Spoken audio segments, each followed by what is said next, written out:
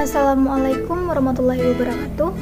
Perkenalkan, nama saya Richa Angelina dengan NIM 21042204. Saya adalah mahasiswi dari Program Studi Ilmu Administrasi Negara, Fakultas Ilmu Sosial Universitas Negeri Padang. Baiklah, video kali ini saya buat dalam rangka memenuhi tugas pengantar ilmu pemerintahan pada pertemuan ke-15 dengan dosen pengampu yaitu Bapak Iip Permana STMT.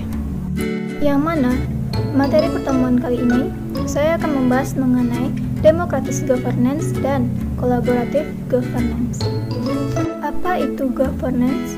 Governance adalah pemerintahan, yang mana pemerintah terdiri dari orang-orang dan lembaga-lembaga yang dibentuk untuk menjalankan atau memerintah suatu negara bagian, provinsi, wilayah, atau komunitas.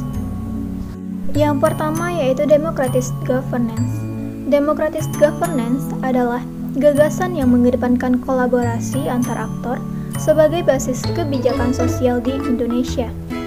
Model ini bertumpu pada beberapa hal dasar yaitu resource exchange, interdependence, trust, negosiasi, dan reciprocity. ODIHR atau Office for Democratic Institutions and Human Rights adalah kantor lembaga demokrasi dan hak asasi manusia yang merancang dan mengimplementasikan program untuk membantu negara-negara peserta untuk meningkatkan hukum, institusi, dan proses demokrasi dengan fokus pada penguatan parlemen dan memastikan sistem partai politik yang pluralis. Kantor membantu negara-negara peserta dalam mengatur pembiayaan partai politik sejalan dengan komitmen OSCE dan dalam meningkatkan kapasitas parlemen untuk melaksanakan fungsi legislatif, perwakilan, dan pengawasan mereka.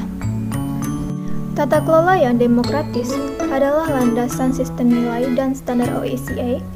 Ini adalah sistem pemerintahan di mana institusi berfungsi sesuai dengan proses dan norma demokrasi, baik secara internal maupun dalam interaksinya dengan institusi lainnya.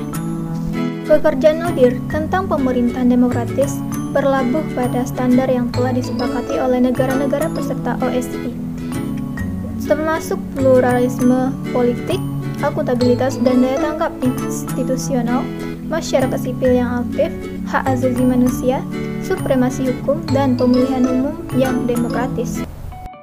ODIHR mendukung upaya negara-negara peserta untuk meningkatkan tata kelola pemerintahan yang demokratis dengan meningkatkan tingkat partisipasi perempuan dalam politik, memperkuat parlemen, mengembangkan lanskap politik multipartai, mencegah penyalahgunaan sumber daya negara, dan menindaklanjuti rekomendasi yang dibuat oleh misi pemantau pemilu. Dalam banyak kegiatan ini, ODIHR bekerja dalam kemitraan dalam organisasi masyarakat sipil lokal, mendorong mereka untuk berkontribusi secara aktif dalam debat tentang tata pemerintahan yang demokratis.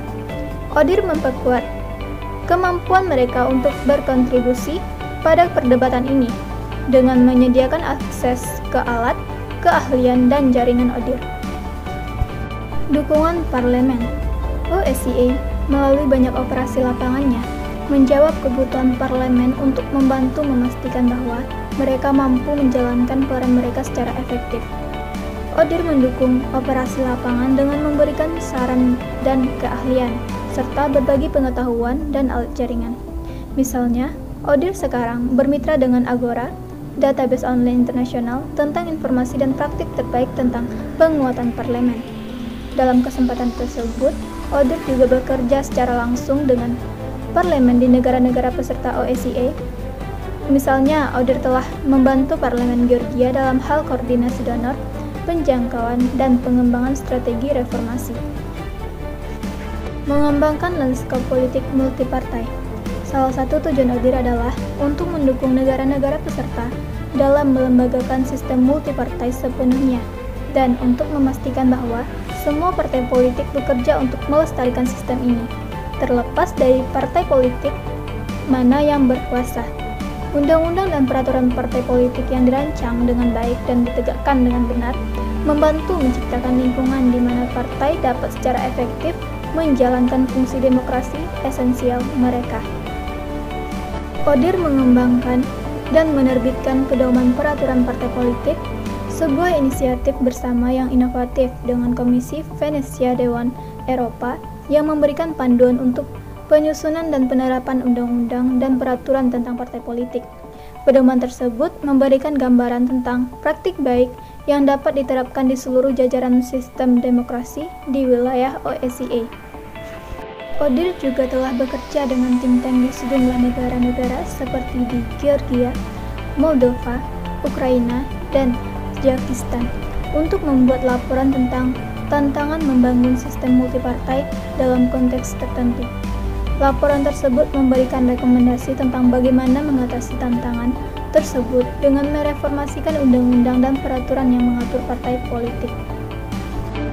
Selanjutnya yaitu collaborative governance.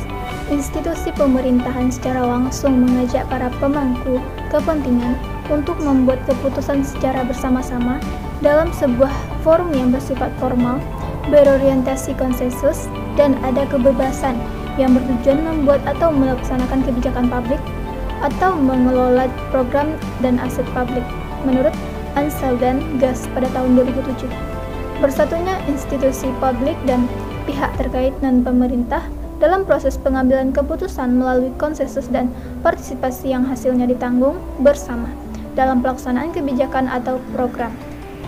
Kolaborasi yang dipahami sebagai kerjasama antar pelaku, antar organisasi atau antar institusi dalam rangka pencapaian tujuan yang tidak bisa dicapai atau dilakukan secara independen.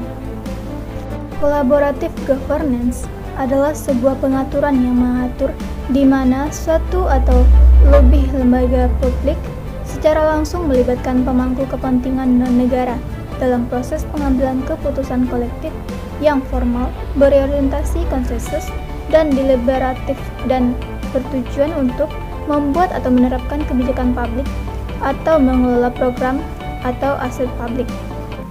Definisi ini menekankan 6 kriteria penting. Yang pertama yaitu forum diprakarsai oleh badan-badan publik atau lembaga. Yang kedua yaitu peserta forum termasuk aktor non-negara. Yang ketiga, peserta terlibat langsung dalam pengambilan keputusan dan tidak hanya dikonsultasikan oleh badan publik. Yang keempat, forum diselenggarakan secara formal dan bertemu secara kolektif.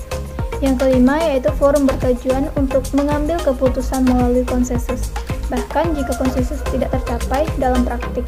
Dan yang keenam yaitu fokus kolaborasi adalah pada kebijakan publik atau manajemen publik. Ini adalah definisi yang lebih ketat daripada kadang-kadang ditemukan dalam literatur.